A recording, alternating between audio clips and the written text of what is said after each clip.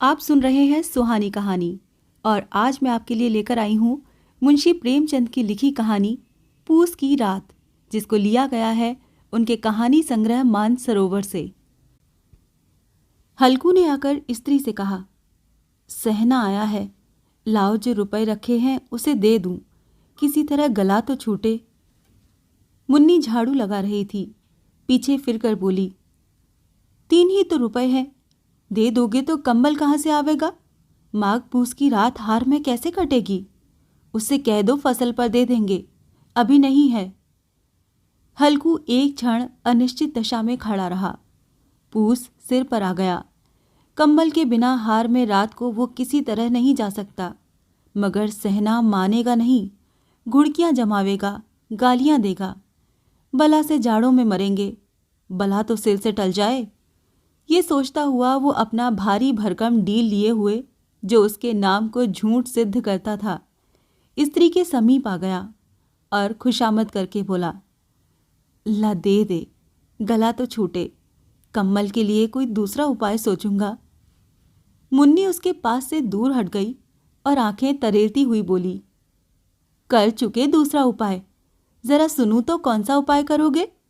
कोई खैरात दे देगा कम्बल? न जाने कितनी बाकी है जो किसी तरह चुकने ही नहीं आती। मैं कहती हूं तुम क्यों नहीं खेती छोड़ देते? मर मर काम करो, उपज हो तो बाकी दे दो। चलो छुट्टी हुई, बाकी चुकाने के लिए ही तो हमारा जन्म हुआ है।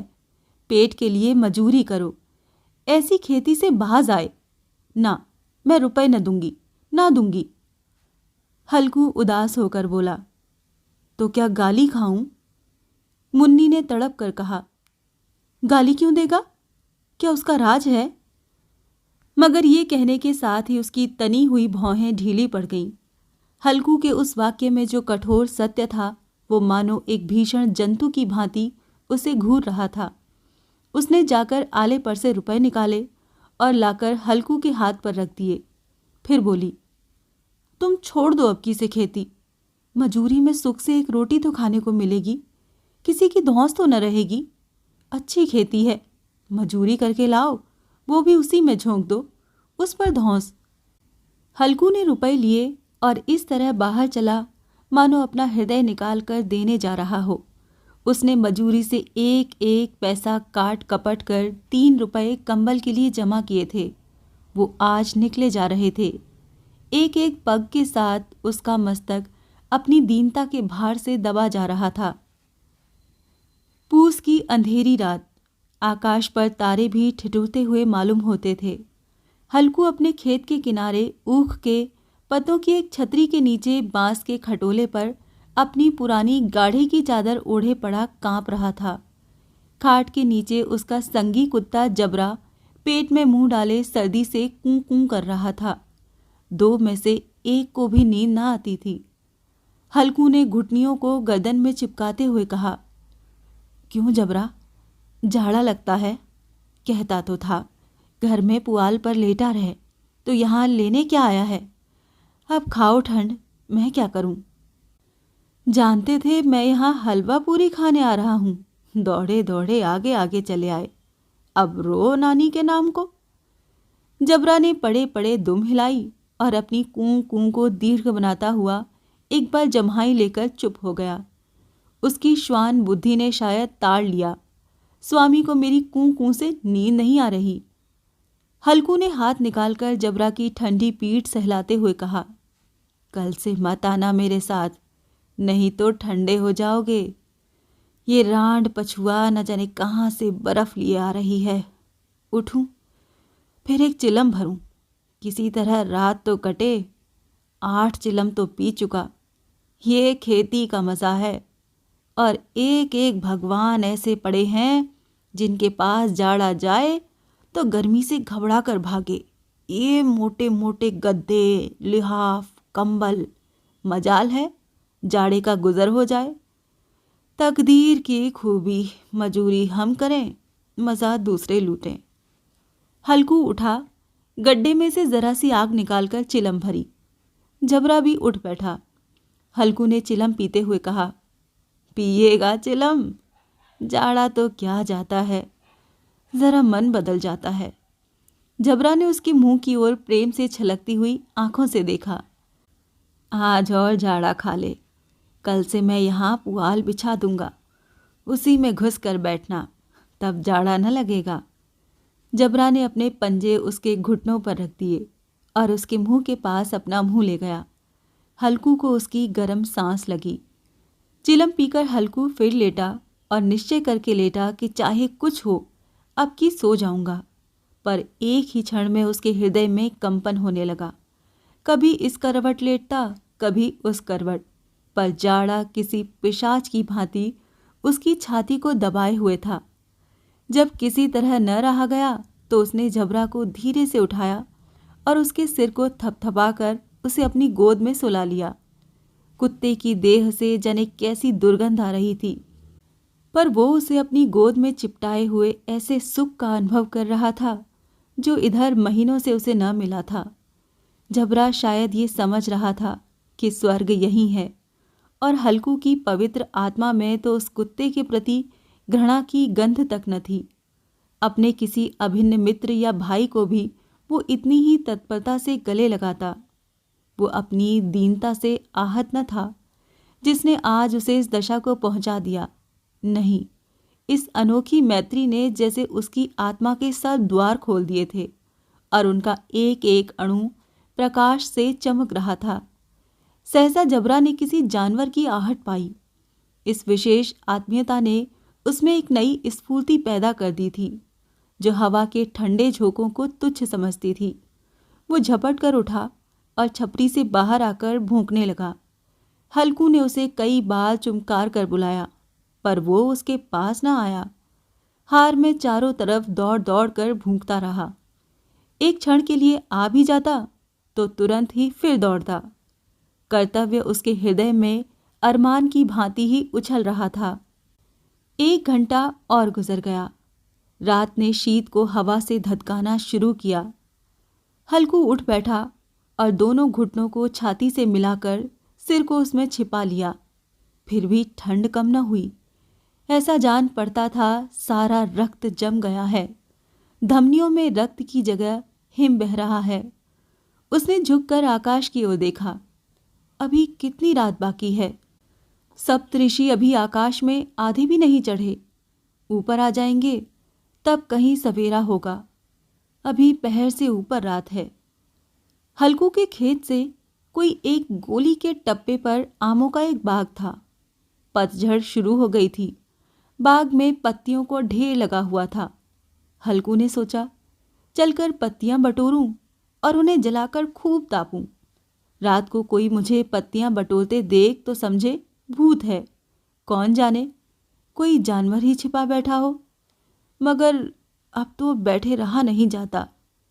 उसने पास के अरहर के खेत में जाकर कई पौधे उखाड़ लिए और उनका एक झाड़ू बनाकर हाथ में सुलगता हुआ उपला लिए बगीचे की तरफ चला।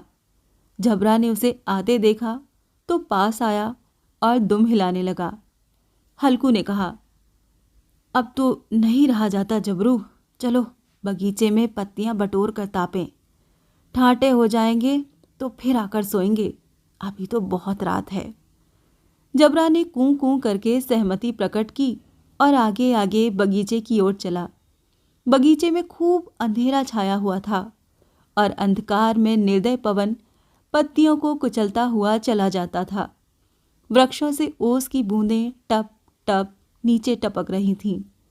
एकाएक एक झोंका मेहंदी के फूलों की खुशबू लिए हुए आया। हल्कू ने कहा, कैसी अच्छी महक आई जबरू, तुम्हारी नाक में भी तो सुगंध आ रही है।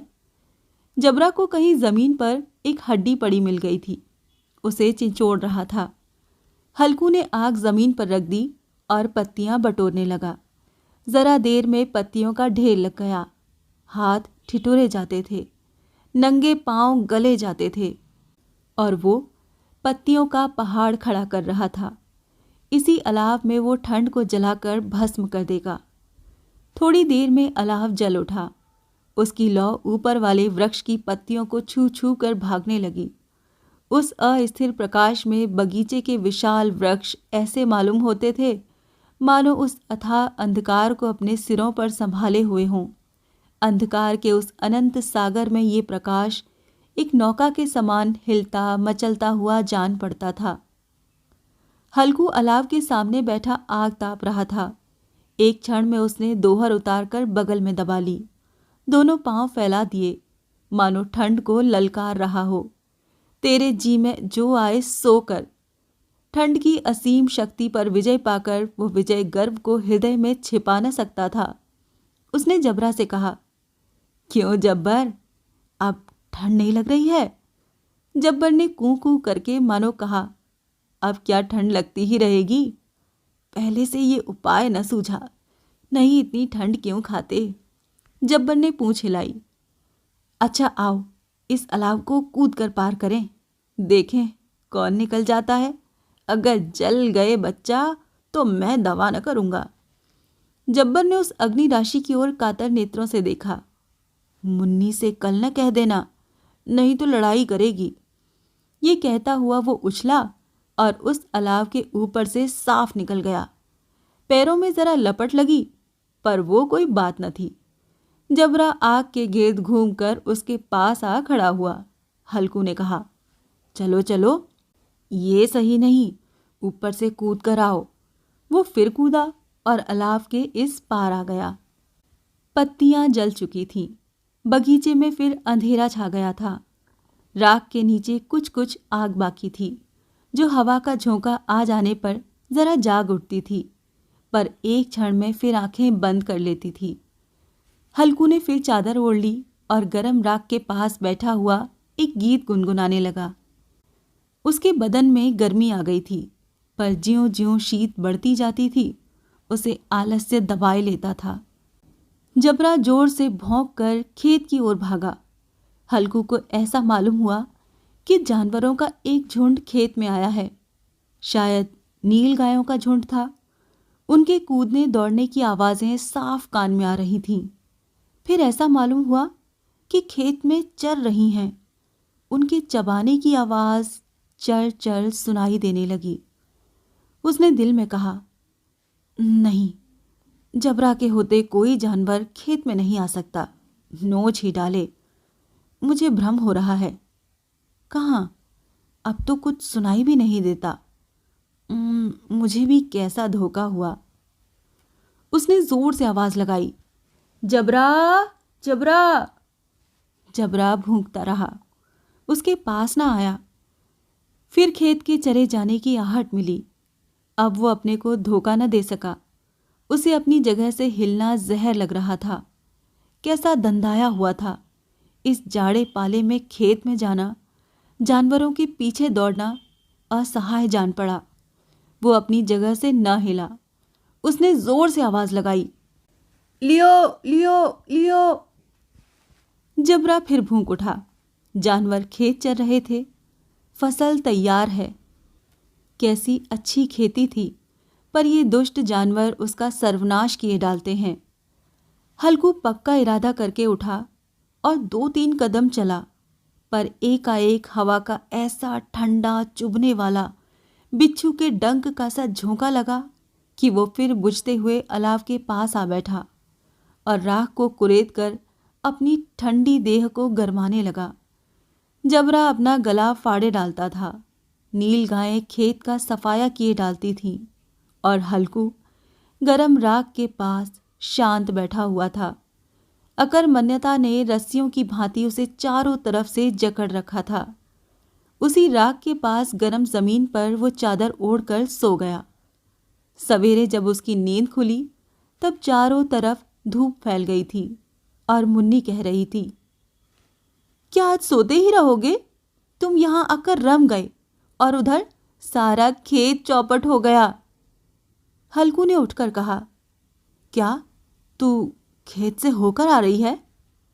मुन्नी बोली, हाँ, सारे खेत का सत्यानाश हो गया। भला ऐसे भी कोई सोता है? तुम्हारे यहां मड़ैया डालने से क्या फायदा हुआ? हल्कू ने बहाना किया, मैं मरते मरते बचा, तुझे अपने खेत की पड़ी है। पेट में ऐसा दर्द हुआ कि मैं ही जानता हूं। दोनों फिर खेत के ढांड पर आए। देखा सारा खेत रौंदा पड़ा हुआ है और जबरा मढ़ैया के नीचे चित्त लेटा है, मानो प्राण ही न हो। दोनों खेत की दशा देख रहे थे। मुन्नी के मुख पर उदासी छाई थी, पर हल्कू प्रसन्न था। मुन्नी ने चिंतित होकर कहा, अब मजूरी करके माल गुजारी भरनी पड़ेगी। हल्कू ने प्रसन्न मुख से कहा, रात को ठंड में यहाँ सोना तो न पड़ेगा।